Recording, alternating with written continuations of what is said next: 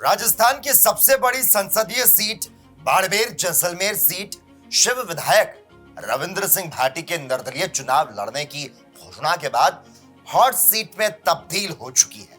इस बीच निर्दलीय विधायक रविंद्र सिंह भाटी को देव दर्शन यात्रा और जन आशीर्वाद रैली के दौरान युवाओं से मिल रहे समर्थन ने भारतीय जनता पार्टी और कांग्रेस दोनों के कान खड़े कर दिए। चुनाव लड़ने के ऐलान के बाद से रविंद्र सिंह भाटी लगातार क्षेत्र के दौरे पर हैं। भाटी की जन आशीर्वाद यात्रा में सुबह से लेकर देर रात तक अलग अलग स्थानों पर भारी जन समर्थन मिलता हुआ देखकर राजनीतिक जानकारों की भी बत्ती गुल होती दिखाई दे रही है। शिव विधायक रविंद्र सिंह भाटी ने चुनावी रण में उतरने से पहले ही अपने भाषण में जीत के समीकरण का इशारा कर दिया था। रविंद्र सिंह भाटी ने अपने भाषण की शुरुआत में कहा था कि 21 लाख वोट, 2600 बूथ और 1 महीने का वक्त 36 कौम का साथ जीत को सुनिश्चित कर देगा। वहीं पिछले गुरुवार की रात और शनिवार की शाम बाड़मेर जैसलमेर संसदीय क्षेत्र में रविंद्र सिंह भाटी के पक्ष में बना माहौल देखने लायक था। गुरुवार देर रात 12 बजे जब रविंद्र सिंह भाटी का कारवा पूर्व केंद्रीय वित्त एवं रक्षा मंत्री स्वर्गीय जसवंत सिंह जसोल के पैतृक गांव पहुंचा तो हजारों की संख्या में भीड़ उनका स्वागत करने वहां उनका इंतजार कर रही थी। गुरुवार रात 1 बजे यात्रा के अंतिम पड़ाव मेवानगर पहुंचने पर भी जनता का हजारों की संख्या में भाटी के स्वागत के लिए जमावड़ा देखने को मिला था।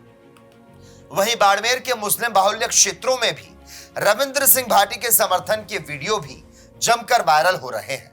ये वीडियो बाड़मेर के देरासर गांव का बताया जा रहा है। उधर भारतीय जनता पार्टी और कांग्रेस द्वारा जाट उम्मीदवार उतारने से बाड़मेर जैसलमेर लोकसभा सीट की राजपूत लॉबी नाराज चल रही है, क्योंकि रविंद्र सिंह भाटी राजपूत समाज से आते हैं तो इसका सीधा फायदा उनको मिलेगा और उनकी गणित 3 लाख से शुरू होगी। वहीं 2 मुख्य पार्टियों के उम्मीदवार जाट समाज से हैं, ऐसे में जाट मतों का ध्रुवीकरण हो सकता है।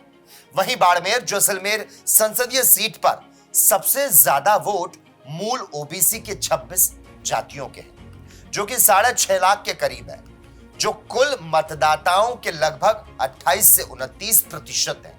इसमें से बड़ा धड़ा रविंद्र सिंह भाटी के पक्ष में जा सकता है, क्योंकि शिव विधानसभा चुनाव में भी मूल ओबीसी और राजपूत वोटों के आधार पर ही रविंद्र सिंह भाटी चुनाव जीते थे।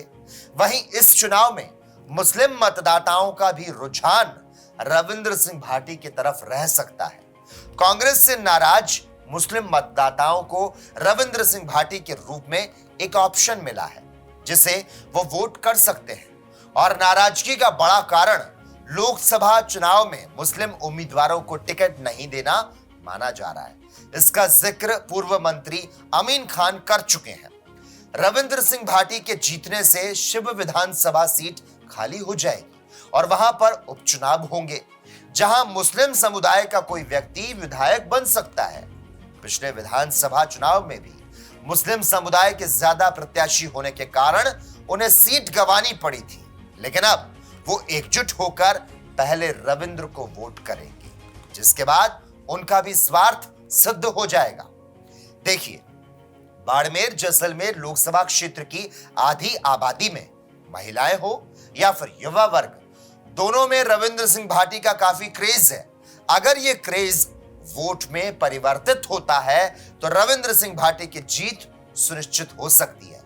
अब देखने की बात तो यह होगी कि रविंद्र भाटी के जीत के कयास आखिर कितने सफल होते हैं। लेकिन तमाम समीकरण एक तरफ, दूसरी तरफ रविंद्र सिंह भाटी की जीत की भविष्यवाणी फलौदी सट्टा बाजार ने भी कर दी है।